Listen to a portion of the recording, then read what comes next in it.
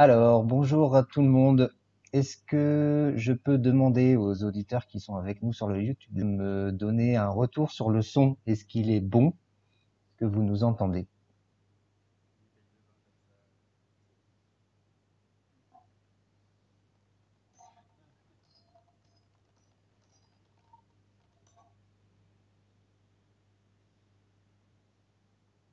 Ok, le son semble ok.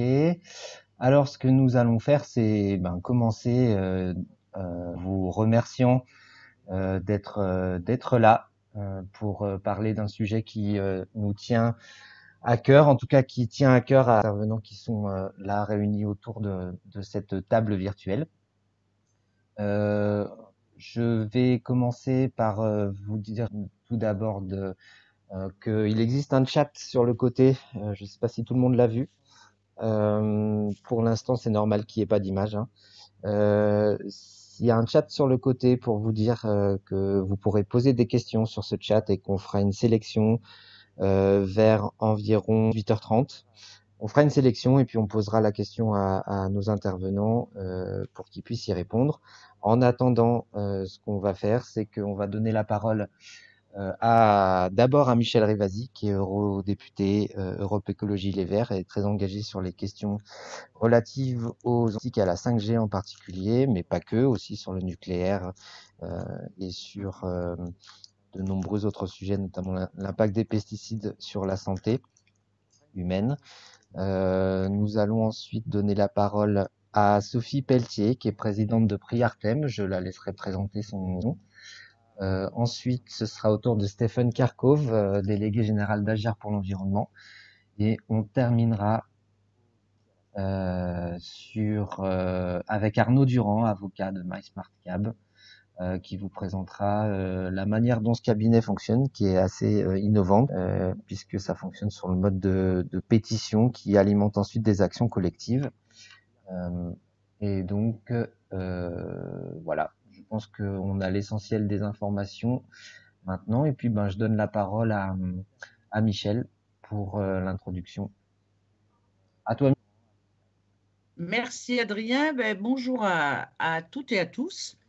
Merci d'être présents avec nous. Je remercie Sophie, Stéphane et Arnaud d'être là sur un sujet qui est vraiment hyper problématique, qui est la 5G. Alors, on ne va pas revenir sur le pourquoi où on n'est pas d'accord sur la 5G, mais bon, pour résumer, c'est ce problème de surveillance qui est lié à la 5G. Sur le problème qu'il n'y a pas d'études d'impact sanitaire et environnemental, alors qu'on développe une technologie qui est très très importante et qui va changer nos vies d'ailleurs. Enfin, surtout, c'est une technologie qui est énormément poussée par les industriels. On a tous les effets néfastes sur la biodiversité. Et là, il y a eu quand même deux études, une commandée par l'Europe qui a montré qu'avec les fréquences utilisées par la 5G, sur les insectes, il y avait une influence thermique importante. On voulait justement qu'ils regardent de façon plus attentive aussi au niveau des humains. Et puis cette étude qui a été commandée là par le gouvernement anglais, que j'ai sortie d'ailleurs à la commission, et qui montrait que les arbres absorbaient, notamment les feuilles des arbres, les feuillus, plus que les conifères d'ailleurs, plus de 90% des fréquences liées à la 5G. Et que donc, comme on veut faire des villes connectées avec cette 5G, il va falloir couper les arbres puisque la 5G, c'est une multiplication d'un facteur 10 du nombre d'antennes. Et que comme elles sont directionnelles par rapport aux 3G ou de la 4G, eh bien, ça va poser énormément de problèmes. Et puis, j'ai organisé, c'était au mois de janvier à Bruxelles, un working group avec, en présence de la commission d'ailleurs, où j'avais invité des astronomes et des météorologistes par rapport à l'utilisation de la 5G, vous savez, au niveau de l'atmosphère. Et là, il y aura d'ailleurs un live comme celui de ce soir qui sera exclusif aux astronomes et aux météorologistes, puisque là, il y a soit une pollution dans le cas de l'astronomie qui va empêcher de voir les astres plus loin dû à la pollution des satellites qui sont envoyés par des gens qui ont beaucoup de moyens aux États-Unis, que ce soit Elon Musk ou Amazon ou Facebook. Et puis pour les météorologistes, ça pose des problèmes parce qu'ils utilisent une fréquence qui est très proche de la fréquence utilisée par la 5G. Et enfin, je dirais énergétique, plus on va utiliser la 5G, ben plus ça va consommer de l'énergie et notamment l'électricité. Donc, moi, je voudrais intervenir en tant que député européen parce que il faut quand même, et ça, j'avoue que je suis outrée par ça, c'est vraiment un projet qui est poussé par la Commission européenne. Pour eux, c'est un projet industriel qui rentre dans la croissance, vous voyez, dans la croissance du monde d'avant d'ailleurs l'épidémie de coronavirus, où il faut absolument développer la connexion et donc la pollution électromagnétique. Et la Commission a établi une feuille de route qui date depuis 2016, où elle dit aux États membres, eh ben voilà, il faudra que d'ici 2020, tout le monde soit équipé en 5G, qu'il y ait des villes pilotes, et en 2025, eh bien, il y aura de la 5G partout. Et en même temps, au niveau des opérateurs, il y aura l'attribution des fréquences, moyennant finance d'ailleurs que les États récupèrent, et l'Europe met 700 millions d'euros au départ pour inciter les opérateurs à développer cette 5G. Donc on voit que c'est vraiment un projet européen, une mission européenne, où il n'y a pas eu du tout de débat au niveau du Parlement. Et c'est complètement en lien avec le business, c'est-à-dire avec tous les industriels et les opérateurs. Alors moi, en tant que député, puisque c'est comment agir contre la 5G, eh bien d'abord, j'ai posé plein de questions écrites pour leur dire, mais attendez, là, en Europe, à partir du moment où l'Europe met de l'argent sur la table, il y a automatiquement une étude d'impact. On avait fait cette étude d'impact sur les pesticides, et bien là, on demande où est l'étude d'impact. Il n'y a pas d'étude d'impact sanitaire et environnementale. Et donc là, le Parlement, via ce qu'on appelle STOA, qui est un peu l'équivalent de l'Office parlementaire des choix scientifiques et technologiques, a décidé de demander une étude sanitaire et environnementale. Alors bien sûr, une étude bibliographique, puisque là, on ne va pas refaire des études sur les rats ou sur les humains, mais il y a une étude qui est en cours. Il devait y avoir une audition en mai 2020, mais vu le confinement, ça va être en septembre-octobre, où là, il va y avoir une audition des différents partenaires sur cette étude d'impact là-dessus. Et en même temps, la Commission, et ça c'est très alarmant, est en train de vouloir alléger les autorisations de mise en place des antennes et en même temps d'harmoniser les normes en utilisant l'ICNIRP, qui est, vous savez, cette commission internationale de protection contre les rayonnements électromagnétiques. Et déjà, l'ICNIRP dit qu'il faut augmenter les doses, hein, les normes sanitaires. L'ICNIRP, j'ai demandé, et ça va sortir d'ici 15 jours, 3 semaines, j'ai fait faire une étude pour savoir les conflits d'intérêts des experts de l'ICNIRP. L'ICNIRP, franchement, c'est un organisme où il y a beaucoup d'experts qui sont souvent financés par les opérateurs téléphoniques mobiles. Et la Commission s'appuie là-dessus pour dire qu'il faut maintenant que tous les États membres aient les mêmes niveaux de référence. C'est-à-dire, si c'est 41 volts, 58 ou 61, suivant la fréquence, eh bien, il faut que tous les États membres aient le même niveau. Alors qu'à l'heure actuelle, ce n'est pas le cas. Vous avez des pays qui sont qu'à 6 volts par mètre. Alors, si je parle de la Suisse, qui ne fait pas partie de l'Europe, elle a un niveau maximum de 6 volts par mètre. Eh bien, si elle utilise la 5G, il va falloir qu'elle augmente ce niveau parce que les débits d'exposition seront plus importants. Donc, vous voyez que sur le plan européen, pour résumer, il va y avoir une audition. Je suis en train de m'occuper européen sur l'histoire de la 5G. Alors, plus il y a une mobilisation citoyenne dans les pays, plus les députés européens sentent que c'est un problème politique et ils questionnent la Commission. Mais il y a un rapport de force, vous voyez, qui est très dur parce que la 5G, c'est vécu comme augmenter la croissance, ça va augmenter l'emploi et on ne voit pas ça du tout d'un point de vue protection du climat, protection de la santé, protection de la biodiversité et protection de sa vie privée également. Alors, je vais passer la parole à Sophie parce que j'ai vu qu'avec Stéphane, donc que ça soit puis Agir pour l'environnement, vous avez réagi par rapport à cette ordonnance voyez, qui va en lien avec le fait d'alléger les autorisations d'installation d'antennes, cette ordonnance de mars 2020 qui fait en sorte à ce que, on enlève le pouvoir aux maires, on arrête d'informer les gens sur l'installation des antennes relais.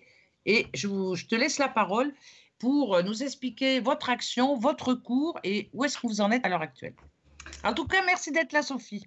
Merci de m'avoir invitée. Je suis Sophie Pelletier, présidente de l'association Priartem, dont le sigle se décline comme pour rassembler, informer et agir sur les risques liés aux technologies. Donc, vous voyez, on est pile dans le sujet. Donc, ça fait 20 ans, effectivement, que Priartem se bat, alors à la base, sur les premières implantations d'antennes. À l'époque, c'était la 2G, le GSM, et puis on a eu la 4G et la 4G.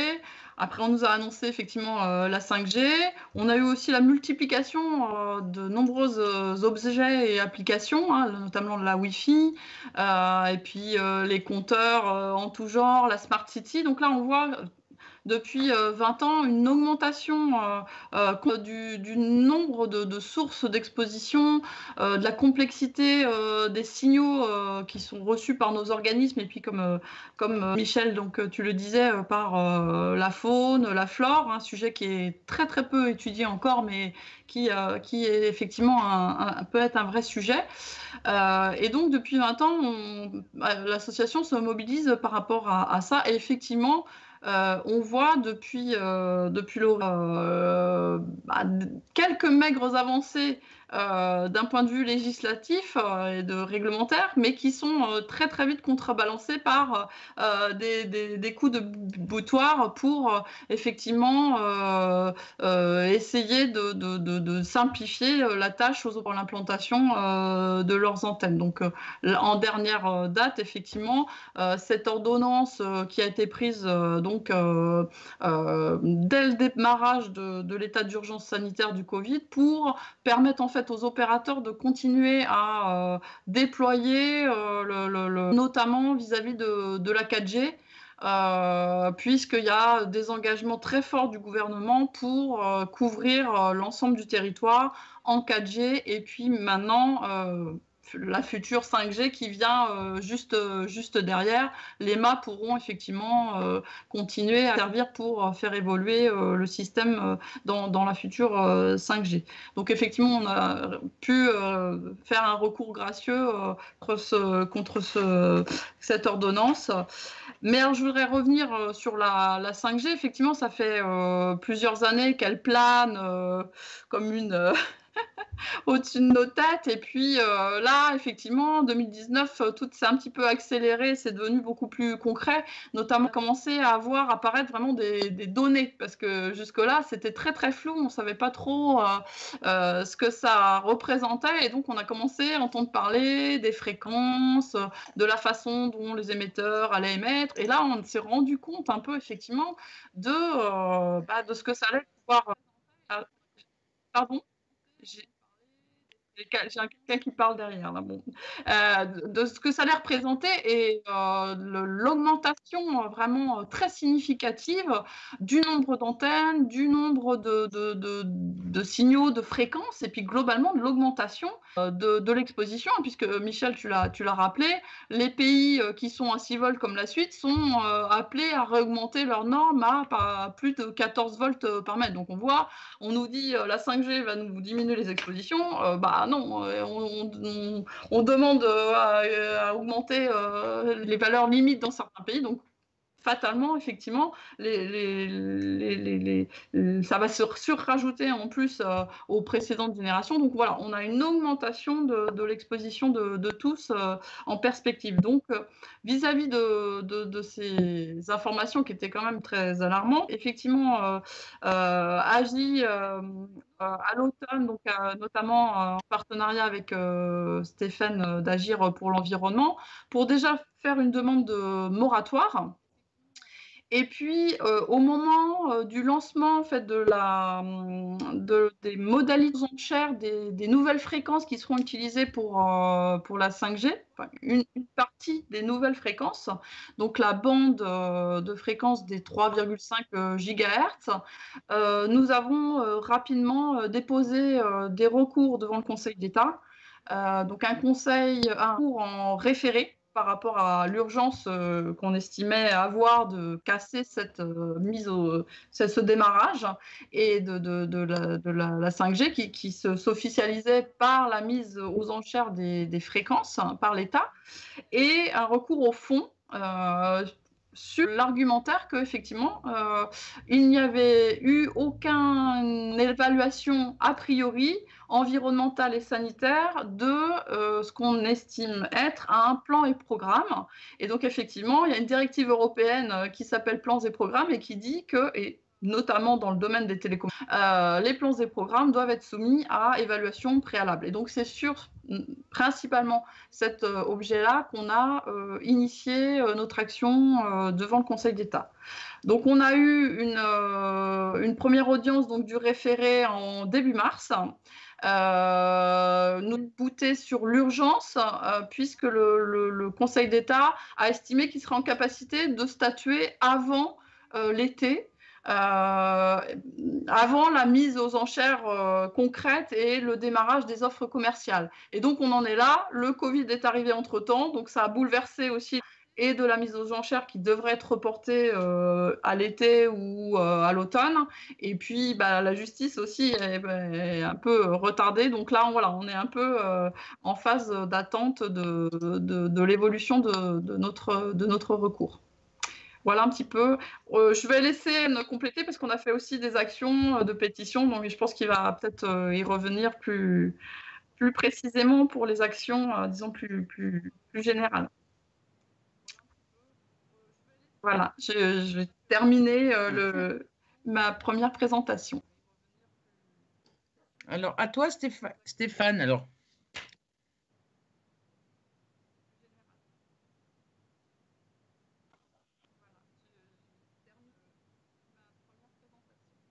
Il faut que je remette le micro. Donc, Stéphane Kerkhoff, je suis délégué général d'Agir pour l'environnement. Association qui a été créée il y a maintenant plus de 20 ans, qui compte près de 25 000 adhérents et qui a fait le choix de ne dépendre d'aucune subvention, ni publique ni privée, en 3 ans. Ce qui nous laisse une autonomie financière et une latitude dans la critique qu'on peut porter à l'égard du pouvoir, quel qu'il soit, qui est assez confortable. Voilà. Nous menons avec Priartem des campagnes sur la téléphonie mobile depuis 2001. Voilà, je ne vais pas faire un historique long de l'ensemble des actions qu'on a pu mener, si ce n'est qu'en termes de posture, on a toujours cherché à objectiver la controverse et autant que faire se peut à construire à partir des données les plus officielles possibles. Et on n'a jamais souhaité s'ériger en lanceur d'alerte. Voilà, l'enjeu étant de bien distinguer ce qui est de l'ordre du scientifique, de l'expertise, de l'associatif. Voilà, donc ça c'est une façon de bien positionner de là où on parle. Nous ne sommes pas des experts, nous ne sommes pas des scientifiques et autant que faire se peut d'aller chercher dans la littérature scientifique ou l'expertise officielle des bribes d'informations et quand elles manquent, évidemment, essayer de trouver pourquoi elles manquent et essayer d'obtenir des compléments aux carences initiales. Alors, avant d'arriver sur le comment, je vais dérouler le thème de ce débat. Pour moi, en fait, pour savoir comment on s'oppose, avant de savoir comment on s'oppose, il faut essayer de poser le pourquoi. Pourquoi on s'oppose à la 5G. C'est pas une évidence pour tout le monde. Donc, l'enjeu, c'est quand même de rappeler 2-3 éléments de contexte. Et en fait... une fois encore avec Priartem, nous participons activement au comité de dialogue de l'Agence nationale des fréquences, qui est un lieu où je ne sais pas si on dialogue beaucoup, mais en tout cas on cherche à obtenir des éléments d'expertise, et notamment sur les expositions aux ondes électromagnétiques. Et on a eu la surprise de constater que l'Agence nationale des fréquences commençait à travailler en parallèle de l'agenda institutionnel qui amenait à autoriser les fréquences et à autoriser les émissions de 5G, à attribuer les fréquences 5G. L'Agence nationale des fréquences, globalement, nous a gratifié d'un certain nombre d'études sur l'exposition, où clairement on constate l'impact significatif et très significatif de la 5G sur l'exposition aux ondes électromagnétiques. Et une fois encore, là on va se référer aux écrits de l'Agence nationale des fréquences. Et dans l'hypothèse de l'ajout d'émetteurs 5G au déploiement futur 4G, le niveau d'exposition moyen augmente d'environ 30% et génère environ 50% de zones supérieures à 6 volts par mètre, lieu où globalement 6 volts, ça commence à une position forte, voire très forte. Voilà, donc on a quand même des éléments objectifs, même si on reste dans le grand flou sur l'impact de ces gammes de fréquences. Et ça, c'est pas l'ANFR, c'est l'ANSES, l'Agence nationale sécurité environnementale, qui a rendu public en octobre 2019 un rapport qui est à la limite un rapport socratique. Je sais que je ne sais rien et je continue à chercher. Ce qui, objectivement, est plutôt une posture scientifique rigoureuse, de plaider, de dire quand on ne sait pas, si ce n'est que c'est assez inconfortable, et pour nous, et pour les responsables politiques, ça devrait l'être, puisque à l'instant où l'ANSES, dans son rapport, en gros, pose beaucoup de questions, mais n'apporte quasi aucune réponse, et que parallèlement à ça, on a une agence nationale des fréquences qui nous dit que l'exposition va aller croissante, voire va augmenter fortement, on a toute raison de s'interroger sanitaire de cette 5G. Après, il y a énormément d'autres sujets qui posent question. Michel en a parlé sur la surveillance généralisée, mais il y a aussi tout l'impact énergétique, électrique, la consommation d'électricité. Pareil, là, on n'est pas allé chercher dans la prose militante. Éric Ardouin, directeur du domaine de recherche chez Orange, a affirmé qu'une antenne 5G consomme en moyenne aujourd'hui 3 fois plus qu'une antenne 4G. Jean Covici, énergéticien, qui pour le coup a évalué l'impact de la 5G à une augmentation de la consommation du pays de 2 à 3%, ce qui veut dire l'équivalent de 10 TWh, c'est l'équivalent de 2 réacteurs nucléaires. Donc on a aussi un impact qui est très significatif sur la consommation d'électricité du pays. Et sur le climat, et là on a aussi le Haut Conseil pour le climat, présidente Corinne Lequéré, qui assez régulièrement met en cause la 5G, s'interroge sur son impact énergétique, climatique aussi, et à l'évidence, tout mis bout à bout nous amène à poser un certain nombre de questions à l'État, qui a plutôt tendance à mélanger vitesse et précipitation. C'est temporiser, saisir la Commission nationale du débat public pour évaluer l'impact matière, le bilan énergétique, le bilan carbone, l'impact sanitaire, préfère publier des arrêtés comme celui du 30 décembre qui lance l'attribution des fréquences 5G. Voilà, donc tous ces éléments-là nous ont amenés à lancer des pétitions et engager un recours au Conseil d'État, comme l'a dit Sophie, de façon à ce qu'on remette les choses à l'endroit, c'est-à-dire avant de généraliser une technologie dont finalement on ne sait pas très très bien quels sont les impacts, mais surtout quel serait l'usage, parce que toujours en avant la télémédecine pour justifier la 5G, mais pour transmettre quelques gigaoctets de données pour une opération médicale, on n'a pas besoin de développer un réseau de 5G. L'essentiel de la justification de la 5G, c'est l'Internet des objets, c'est la voiture autonome et c'est le streaming, voilà, et le frigo connecté. Bon, tout ça mérite débat. Tout ça, on n'est pas obligé d'adopter le rythme voulu par les opérateurs et la précipitation voulue par les opérateurs pour empêcher toute évaluation. Une fois encore, nous, on souhaite vraiment qu'on remette les choses à l'endroit, que l'État agisse avec raison et objective le débat, en saisissant et en écoutant et en laissant le temps à ces agences d'expertiser, en laissant le temps à la CNDP, à la Commission nationale du débat public, de mener à bien ce débat qu'on appelle de nos voeux, et seulement au terme de ces évaluations, on verra si c'est bien justifié d'injecter plusieurs milliards d'euros dans le développement de cette énième nouvelle technologie dont, objectivement, tout le monde sait très bien qu'elle a uniquement pour vertu d'améliorer encore et encore la fluidité du flux de streaming, ce qui, objectivement, aujourd'hui, justifie aucunement. Voilà, quand vous interrogez les opérateurs, on sait très bien que ces opérateurs ne sont pas forcément extrêmement motivés. On a vu que Bouygues, manifestement, assez récemment, finalement, demandait à ce qu'on temporise. C'est un nouveau partenariat qui se dessine. Mais en tout cas, voilà, Bouygues vient de rejoindre le cartel des associations opposées à la 5G. Je ne sais pas si c'est une bonne nouvelle. Oui, je vois Sophie opiner ou dandoliner de la tête. En tout état de cause, il y a un certain nombre d'acteurs aujourd'hui qui s'interrogent légitimement sur la 5G. Il y a tout lieu aujourd'hui de continuer à maintenir la pression de façon à obtenir que ce débat puisse avoir lieu en amont de toute décision. Donc maintenant, une fois que j'ai énuméré le pourquoi, le comment, je l'ai dit tout à l'heure, on a lancé avec Priartition qui a maintenant recueilli plus de 80 000 signatures sur stop5g.fr. Nous avons saisi le Conseil d'État, donc vous incitez à rejoindre les associations Priartem et Agir pour l'environnement pour leur donner les moyens d'agir.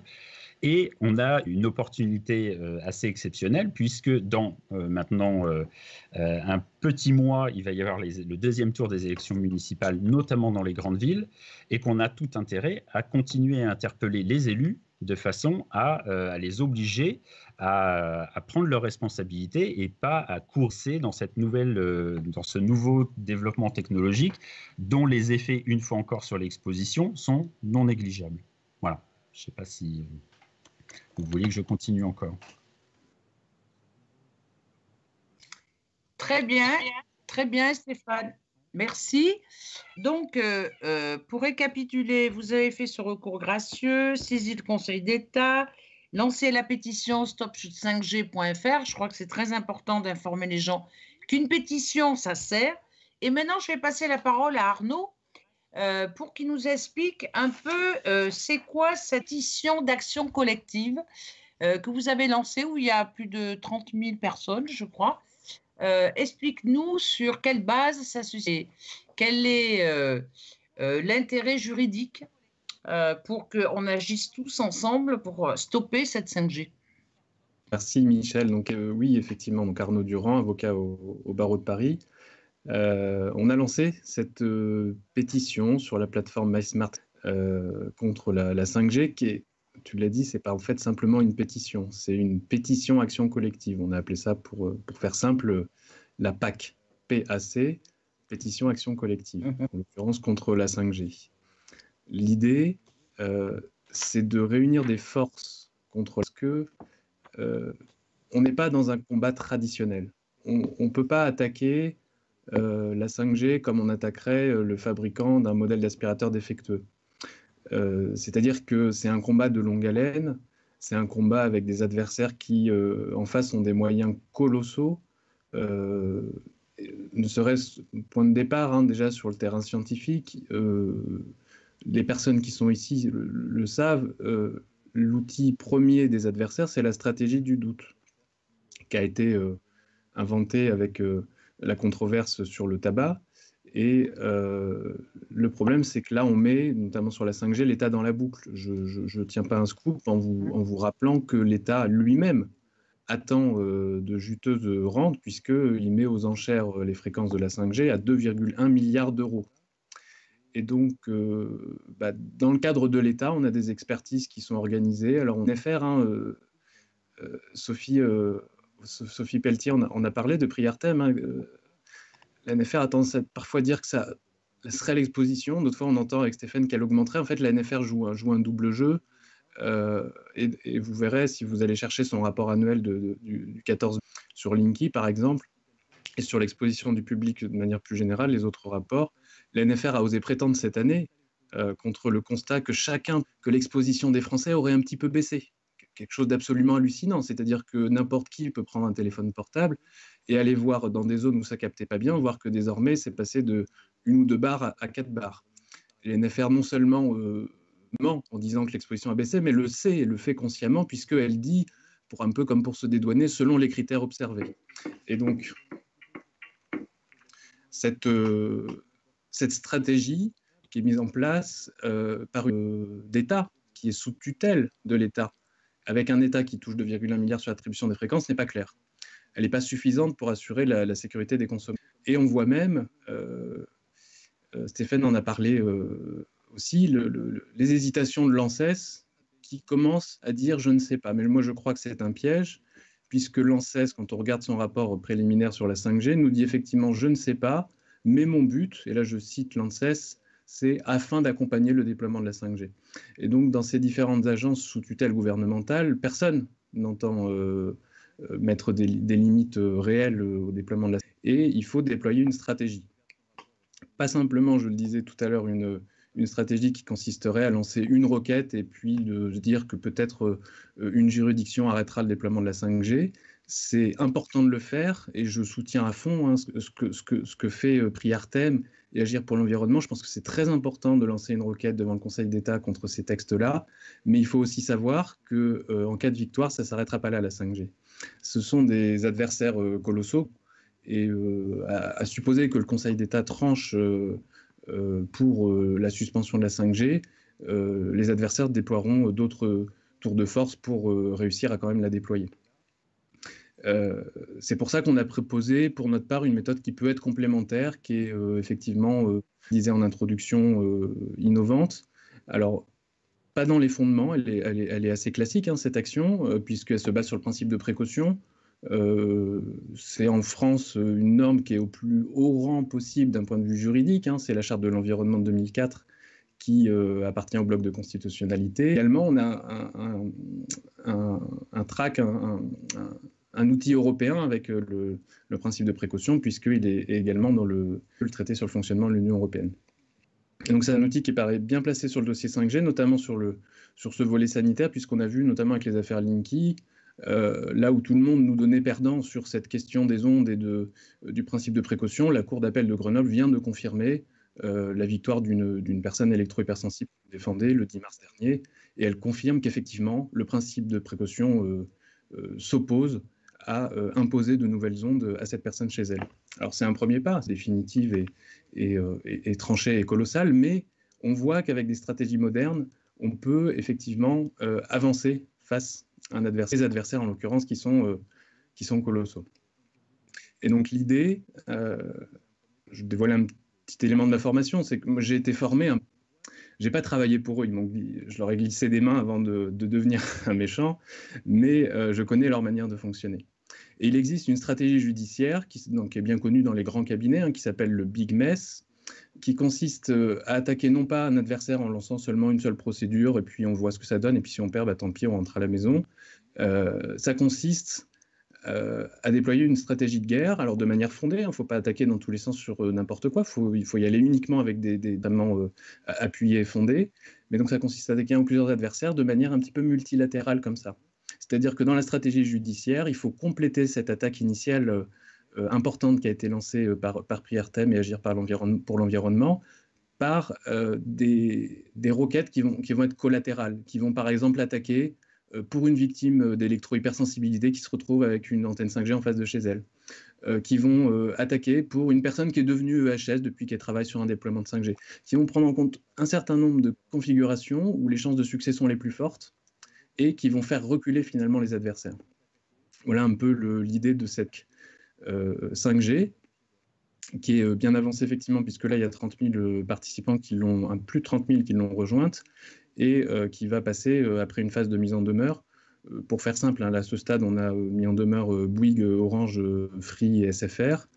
Il y a 3 jours, je ne sais pas si c'est une réponse à la mise en demeure, mais Bouygues, effectivement, recule. Et là, je vois qu'il y avait une petite différence entre les intervenants ce soir. Je pense qu'il y a du bon et du mauvais. Martin Bouygues, il est malin, il ne recule pas pour reculer, il recule pour mieux sauter. Mais ça montre que cette prétention peur qui est dans le camp de la 5G, en réalité, les promoteurs eux-mêmes de la 5G, aujourd'hui, ont peur. Ils ont compris qu'il y avait des gens qui avaient compris ce qu'il se passe sur les ondes, qui avaient compris sur le big data, et qui commencent à s'armer à hauteur de combattre, à hauteur suffisante. C'est plus simplement le pot de terre contre le pot de fer. C'est des gens qui s'arment et qui ont compris que dans ces dossiers-là, tabac, amiante, ondes électromagnétiques, etc., c'est l'union qui peut faire la force. Et ben, on a une tribune d'il y a 3 jours où effectivement Martin Bouygues dit non, finalement, j'étais très très très pressé, mais j'estime qu'il faut peut-être attendre un peu. Attention, cependant, peut-être que Martin Bouygues attend que l'ANSES rejoigne son camp, puisque l'ANSES qui a annoncé qu'elle était pour le déploiement, puisqu'elle dit que c'est afin de l'accompagner, qu'elle fait une expertise, je ne sais pas si le rôle est bien compris, soit en mesure normalement de pouvoir dire, afin de vérifier si on peut déployer la 5G. Donc peut-être que Martin Bouygues attend finalement qu'il y ait un peu plus d'éléments en sa faveur, parce qu'aujourd'hui c'est la reconnaissance d'une situation très fragile. Mais de l'autre côté, et c'est là aussi une mise en garde, attention, il recule pour mieux sauter, donc armez-vous, ne vous attendez pas à miracles qui résolverait tout le problème, c'est un combat de longue haleine et il faut pouvoir s'engager dans la durée et pour réussir ce combat. Voilà ce que je pouvais dire en guise d'introduction. Très bien. Et donc, pour s'inscrire, tu peux dire un peu comment il faut procéder, s'il y a des gens qui sont intéressés pour le faire? Alors c'est très simple, il y a un site qui s'appelle 5g.mysmartcab.fr. Contrairement, ce n'est pas un site qui défend les objets connectés, c'est un site qui défend les citoyens qui se connectent entre eux pour mieux se défendre. Donc 5g.mysmartcab.fr, mysmartcab.fr, et là il y a un petit formulaire qui permet de rejoindre la pétition. On n'est pas obligé, quand on rejoint la pétition, de rejoindre l'action intéressée par ce combat. Et puis, si à le moment venu, on estime qu'il est important de rejoindre les troupes, à ce moment-là, ça devient possible. D'accord. Bon, on va peut-être passer la parole à des gens qui nous ont écoutés. Moi, je voudrais faire un peu la synthèse de tout ce que j'ai entendu. Première chose que j'ai entendue, que tu as cité, Arnaud, c'est l'État est jugé parti. L'État, par la vente de ces licences de fréquences, s'il touche 2, et quelques milliards, c'est sûr que, tu vois, c'est vraiment la notion de juger parti. Il a des agences inféodées au pouvoir, donc on voit bien qu'on a des agences qui sont réticentes à critiquer le pouvoir.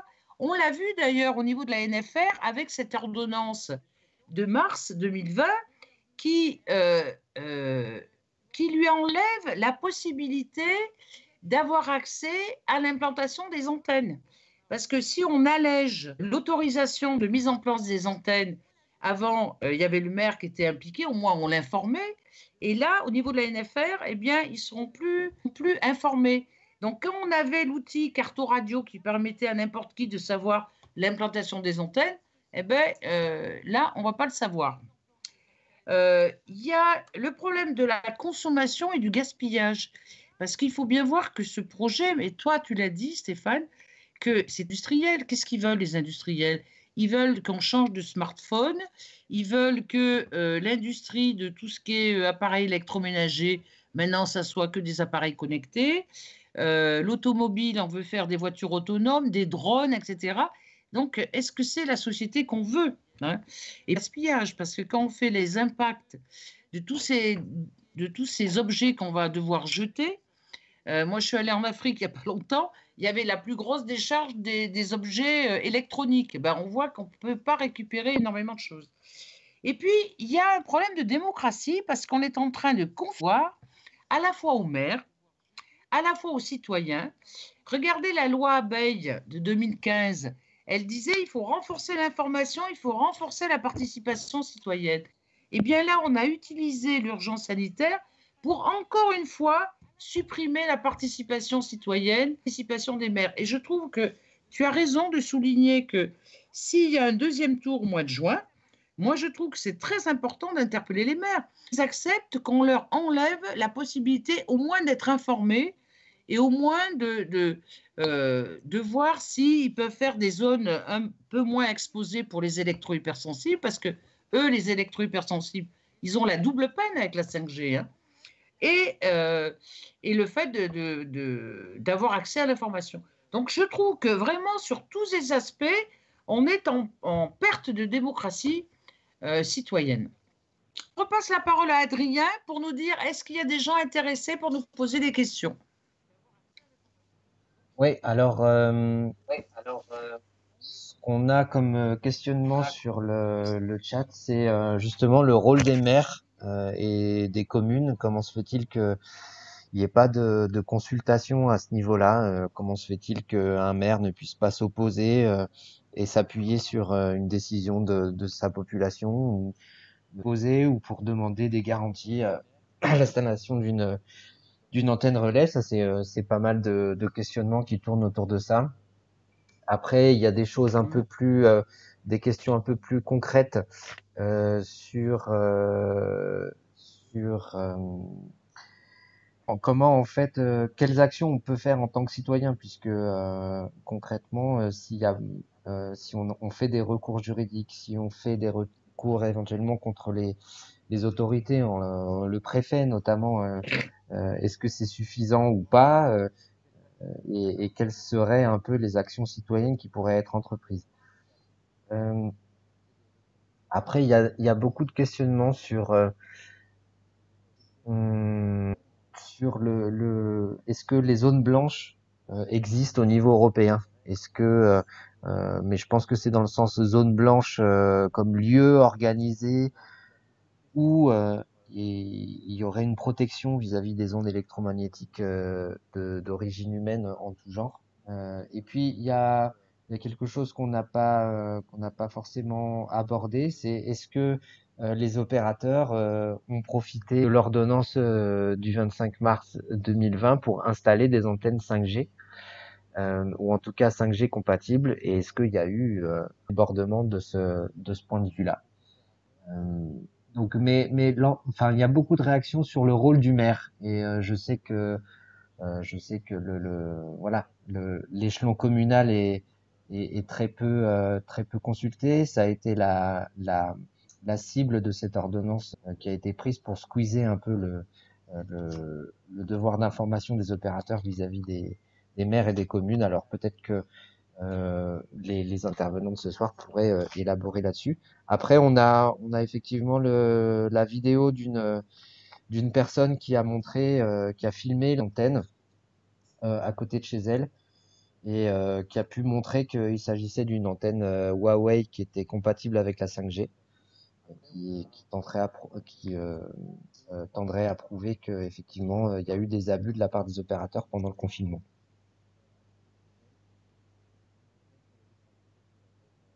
Alors, qui veut commencer? Sophie? Si chacun va répondre à des questions qui l'intéressent. Commencer.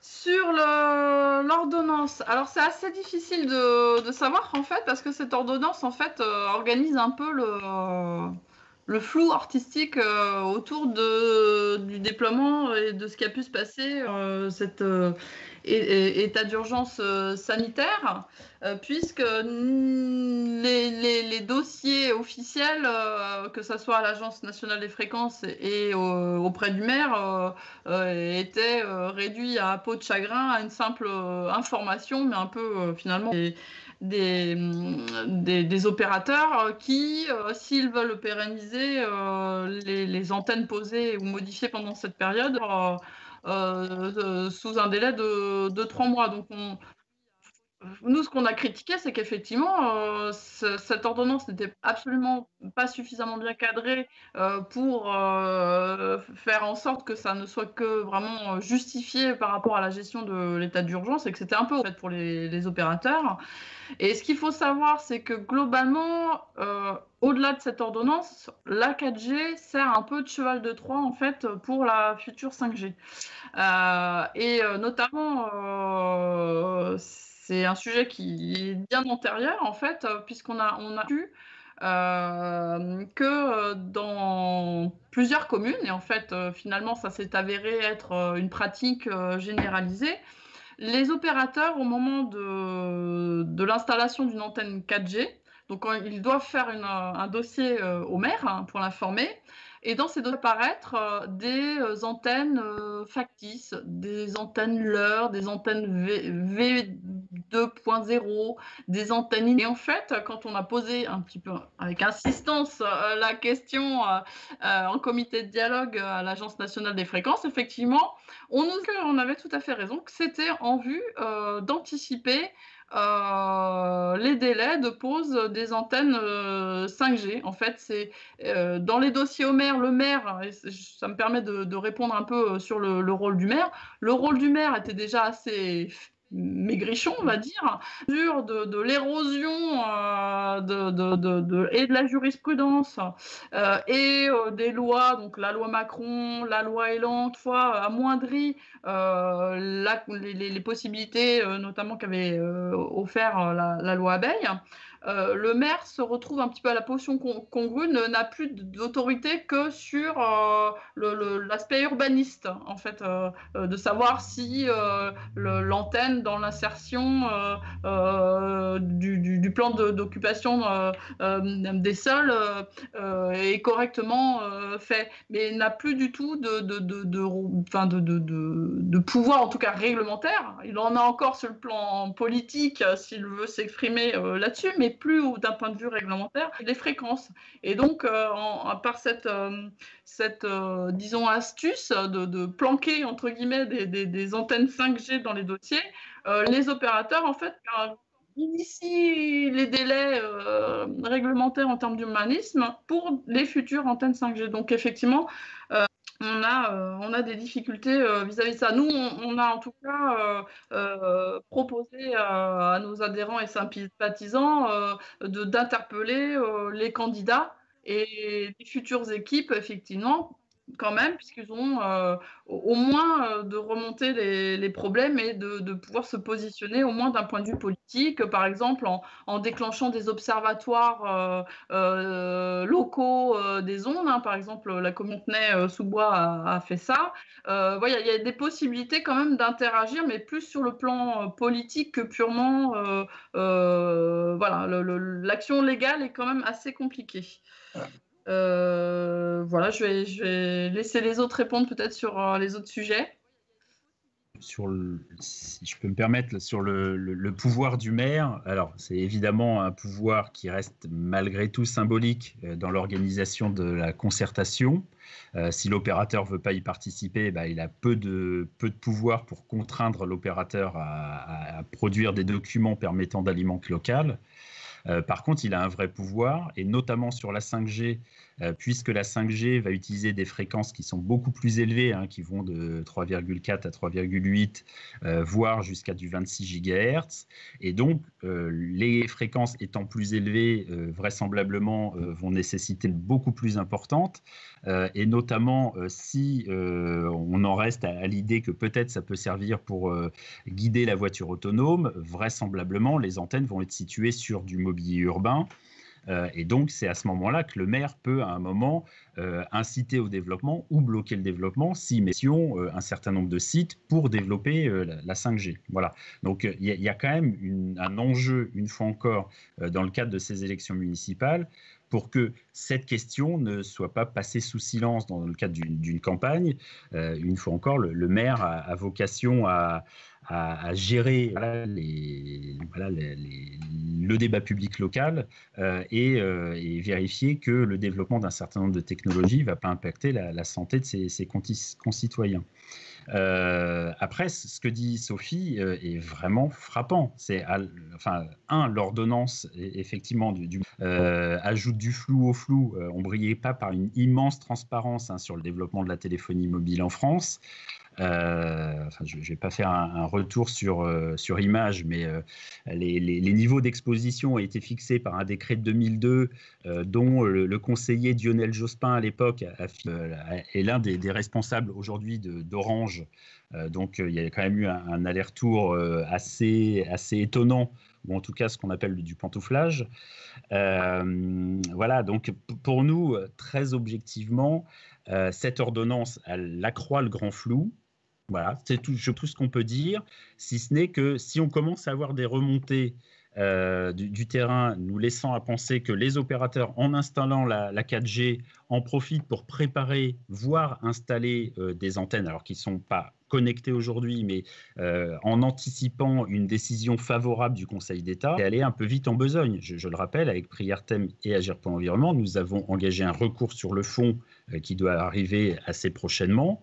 Laisser penser que les opérateurs se passeraient ou en gros sauteraient la case Conseil d'État, c'est faire peu de cas de la légitimité du Conseil d'État qui, une fois encore, doit émettre un avis et seulement après cet avis, le gouvernement pourra ou pas attribuer les fréquences, mais pas au détour d'un confinement et d'une ordonnance qui, je le rappelle, n'a pas du tout été menée en concertation. Alors, il y avait à nouveau cette urgence Covid-19, mais il y a un comité de dialogue de l'Agence nationale des fréquences, qui n'a absolument pas été sollicité sur cette ordonnance, et c'est bien regrettable. Et une fois encore, on a participé à beaucoup de concertations, et notamment le Grenelle des ondes, où on a pu constater le peu de cas des propositions des ondes. Mais là, on constate que toutes les institutions qui peuvent organiser le débat public en France ont été zappées. Et ça, c'est vraiment regrettable. On arrivera peut-être aux veines polémiques sur la destruction d'antennes relais, mais la conséquence de ce non-débat, de cette volonté de passer outre toutes les institutions qui organisent ce débat public, elle se traduit par une violence, justement parce que nous n'avons pas pu mener une concertation, objectiver les débats et essayer de trouver des compromis. Je voudrais ajouter... Oui, allô. Je voudrais ajouter aussi quelque chose, c'est que tu parlais du niveau européen qui était très important et qui impulse énormément les choses. Et effectivement, en termes de simplification, Stéphane parlait de l'implantation de plein de petites antennes sur le mobilier urbain qui vont être liées au projet 5G, notamment les smart cities, le véhicule autonome, etc. Et en vue de préparer ça, effectivement, l'Europe a engagé une simple de ce qu'ils appellent les petites antennes pour en fait réduire les formalités liées à l'implantation de ces dites petites antennes. Et en fait, ce vers quoi on risque de s'acheminer, c'est qu'aujourd'hui, les opérateurs en France doivent déclarer leurs antennes au-delà de 1 watt et doivent faire un dossier d'autorisation au-delà de... Et là, l'Europe vise à en fait éliminer toute formalité en dessous de 10 watts. Et c'est un problème parce que, en plus, ça manifestement s'applique directement aux États membres sous forme de décision de la Commission européenne. Donc, il y a effectivement des articulations à trouver entre au niveau des États membres, des actions qu'on peut mener au niveau nationaux, et puis vis-à-vis de ce qui se passe au niveau européen. Oui, moi je voulais répondre, mais aussi sur les... Vous savez, en 2008, j'étais adjointe à la ville de Valence et je m'occupais des antennes relais. Et à l'époque, on avait la possibilité à la fin d'un contrat, vous voyez, de location d'un toit, de dire à l'opérateur, vous changez cette... Et puis on a perdu ce droit. Donc vous voyez que la perte de l'autorité du maire, elle ne date pas de l'ordonnance, elle date de bien avant. Vous voyez, avant, un maire pouvait dire, bon, ben, cette antenne, elle est trop proche d'une école, on attend la fin du contrat et vous allez la modifier, vous allez la mettre dans un cimetière, mais pas au-dessus d'une école. Ça, on l'a perdu. Et maintenant, cette ordonnance, elle rajoute au fait qu'il est même plus informé, le maire. Et là, je crois qu'il faut que les maires veuillent reprendre le pouvoir. Vous voyez, l'association des maires, moi, je les avais saisis pour dire, mais pourquoi pas reprendre le pouvoir, au moins sur l'information et sur le fait qu'à la fin du contrat d'installation des antennes, on puisse modifier leur installation. Donc, ça veut dire qu'on a donné tout pouvoir aux opérateurs. Sur l'action citoyenne, pour reprendre les questions, il y a Stéphane Kerkhoff qui a dit qu'il y avait une pétition qui circulait. Moi, je pense que c'est très important de faire circuler et de signer cette pétition. Il faut les maires, il y a l'action juridique dont a parlé Arnaud Durand, Et puis, il faut soutenir toutes les associations qui se bagarrent justement pour avoir accès à l'information. Sur les zones blanches, est-ce qu'il existe des zones blanches européennes? Non. Il n'existe pas de zone blanche européenne attitrée, officielle. Celle qu'on peut monter à Durban, vous savez, dans les Hautes-Alpes, et j'ai présenté un projet pilote européen pour dire aux députés européens, ben voilà, en France, on veut faire un lieu de refuge, en quelque sorte, d'accueil, de suivi médico-social des électro-hypersensibles. Ça sera une première, et se faire à la fois une publicité pour dire, on veut des zones blanches, il y a des gens qui sont électro-hypersensibles, en même temps, les opérateurs, ils veulent développer une pollution électromagnétique incroyable, et il y a des gens qui ne le supportent pas. Donc, vraiment, vous êtes en train de discriminer, vous êtes en train de rendre ces gens-là complètement malades parce qu'ils ne peuvent pas se ressourcer dans des zones où il n'y a pas d'antenne relais, etc., etc. Donc, là, j'ai déposé un projet pilote, on va voir si ça va être voté ou pas.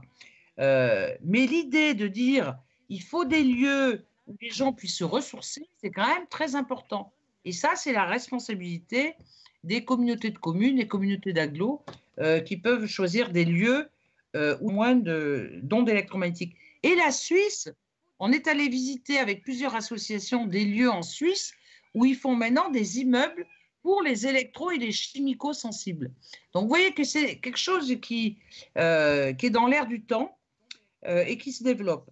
Alors, après, est-ce que les opérateurs vont installer des antennes? Oui, oui, on a plusieurs preuves. Moi, j'ai plusieurs témoignages où, pendant la période du confinement, les opérateurs, et on l'a dit tout à l'heure, installaient des antennes, soit c'est des simulacres d'antennes, ou soit c'est carrément des lieux où ils vont installer de façon future la 5G. Et alors, ce qui m'inquiète, moi, c'est toutes les micro-antennes, parce que la 5G, comme c'est des faisceaux, qu'en plus, ça porte beaucoup moins que les fréquences utilisées pour la 4G, ils vont multiplier les micro-antennes. Et si, comme a dit Sophie, l'autorisation, ça passe de 10 à 5, voilà, personne ne le saura, même la NFR, puisqu'ils ne seront pas obligés de demander des autorisations. Donc, je trouve ça, moi, très, très grave sur, comme je vous disais tout à l'heure, sur le point démocratique.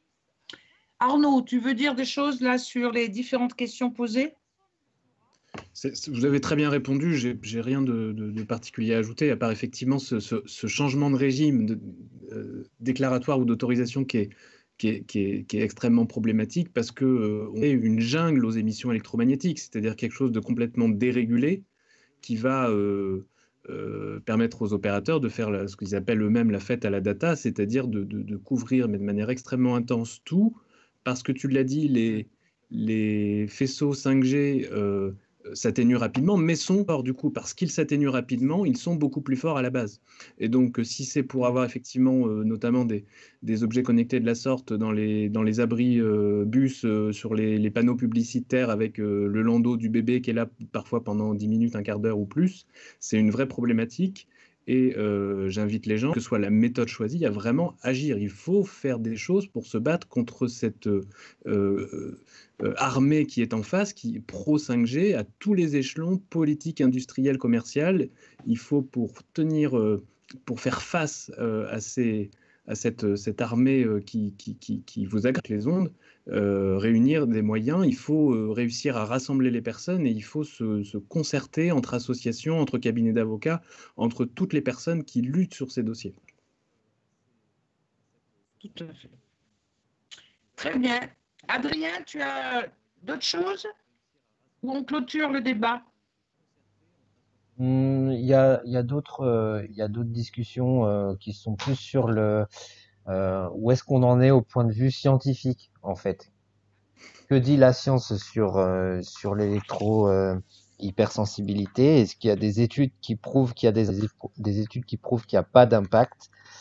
Où est-ce qu'on en est là-dessus? Est-ce qu'on doit attendre quelque part que la science ou que les scientifiques se prononcent avant de porter un jugement sur la 5G? Ou est-ce que c'est un problème qui est d'un autre ordre, notamment d'un ordre juridique. C'est un peu là-dessus que ça réagit sur le chat. Mais je pense qu'il y a méprise. La science, elle ne donnera jamais, elle n'émettra jamais une certitude. Elle accumulera de questions. C'est d'ailleurs ce qu'a fait le rapport de l'ANSES, mais de façon presque caricaturale, parce que les conclusions du rapport intermédiaire de l'ANSES, c'est 3 questions. Compte tenu du manque de données, à partir des données de la littérature, etc., peut-on identifier des effets sanitaires des spécificités des signaux de la 5G? Peut-on anticiper l'exposition des populations et son impact sanitaire? Voilà, aujourd'hui, on est face à une multiplication de questions, peu d'expertise, peu de recul. Et pour mener campagne depuis, je le répète, 2001, nous avons suivi de près les différents rapports de l'ANSES, qui s'appelait l'AFSE, puis l'AFSET, et puis l'ANSES, en 2001, 2003, 2009. Enfin, et à chaque fois, l'ANSES, c'est l'équivalent de la cavalerie. C'est-à-dire que les industriels vont très vite, prennent de vitesse l'expertise officielle, ou l'expertise tout court, et globalement, on commence à avoir des résultats une fois qu'on est passé à la génération d'après.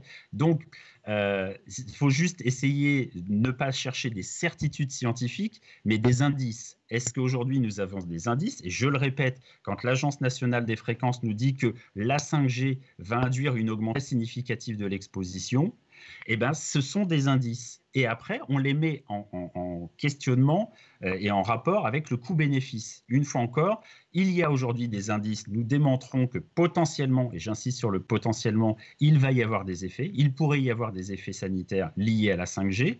À ça, eh ben, vous regardez à quoi ça va servir. Bon, ben voilà. Intel nous dit que la voiture autonome pourrait générer quotidiennement un flux de 4000 gigas de données. Voilà, 1 million de véhicules autonomes exigerait autant d'échanges de données que 3 milliards de personnes connectées sur leurs téléphones mobiles et les tablettes. Vous regardez 10 heures de vidéo de définition contiennent plus de données que tous les articles de Wikipédia en anglais au format texte. Voilà, ces éléments-là nous montrent qu'aujourd'hui, on est dans une espèce de course-poursuite avec une infobésité où on veut toujours plus de données, toujours plus de data, et on ne sait pas à quoi ça sert, si c'est une énième mise à jour avec du full HD++, etc., etc.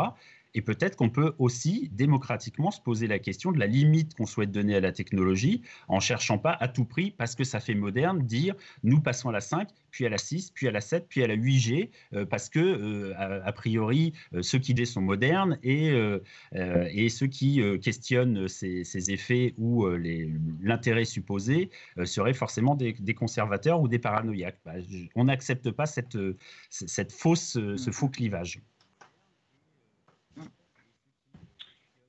Oui, moi je voudrais quand même sur les études scientifiques. D'abord, il y a un premier critère, c'est l'indépendance des scientifiques. Vous savez qu'il y a eu, quand on regarde, il y a beaucoup d'études scientifiques, souvent qui ont été financées par les opérateurs ou indirectement financées par les opérateurs. Ou si elles montrent qu'il y a des effets, eh bien, les laboratoires subissent des pressions.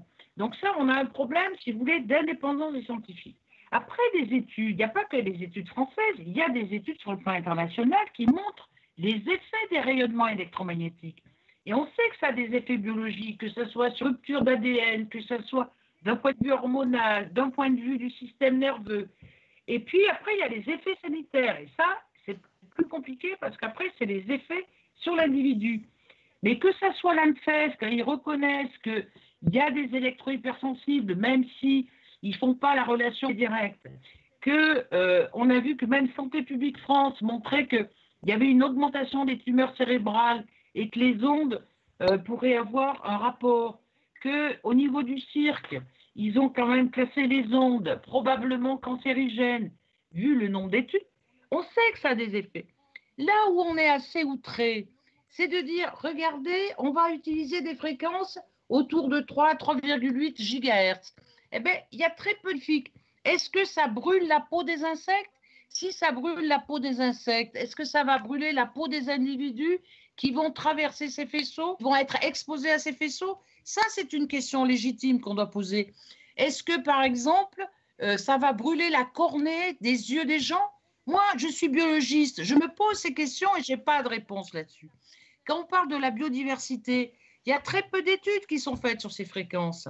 Et puis, on voit que on parle de la 5G, mais demain c'est la 6G, la 7G avec satellite, puisque leur objectif c'est d'avoir Internet par satellite. Et là, on passe à une autre dimension et on voit bien que le privé américain, quand on voit les chefs d'Amazon ou Elon Musk, ils veulent s'approprier l'espace public par leurs satellites. Et ça, moi, je trouve que c'est le problème de la surveillance. Et puis, toutes ces ondes-là qui sont millimétriques, c'est quoi les données qu'on a là-dessus? Très peu de choses. Donc, bien sûr, il y aura toujours des débats scientifiques. On l'a vu d'ailleurs sur le coronavirus, avec les différentes positions des scientifiques. Mais il faut que quand même on ait ces études pour savoir si on a un risque immédiat à moyen ou à long terme. Et ça, pour l'instant, on ne l'a pas.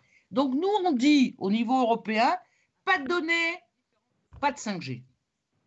Il faut qu'on devance la technologie. C'est plus les 3D où c'est l'industriel qui décide, le deuxième D, s'il désinforme, et le troisième D, il diffère. C'est-à-dire, quand il commence à y avoir des études, ils disent « Ah, mais on n'a pas assez de données, donc il faut encore faire des études, et comme ça, ils gagnent du temps. » Là, je crois que c'est un problème c'est un problème de qualité de vie, de bien-être, c'est un problème de sauver le climat, et qu'on voit bien que derrière la 5G, c'est tout ce qu'on refuse qui est derrière.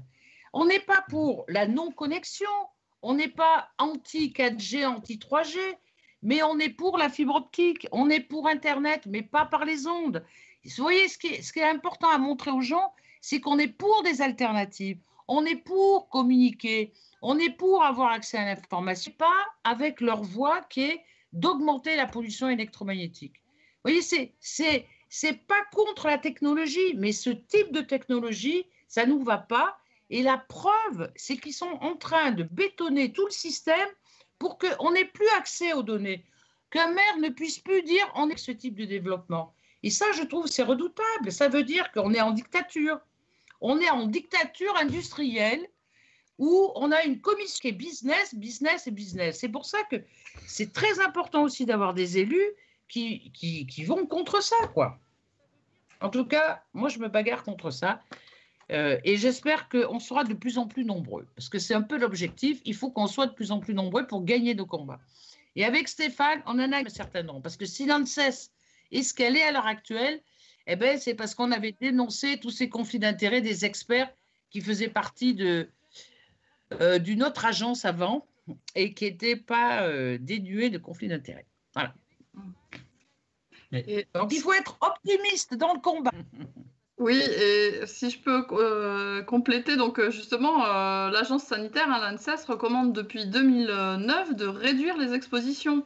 Et en 2016, sur son travail sur santé des enfants et radiofréquence, elle recommande de dissuader l'usage des équipements radioélectriques. Donc, on en sait aujourd'hui suffisamment pour agir dans la direction de réduire de les augmenter comme c'est ce qui risque de se produire avec le déploiement de la 5G. Donc là, c'est effectivement une problématique politique, de démocratie, de savoir dans quelle société on veut vivre. Est-ce qu'on laisse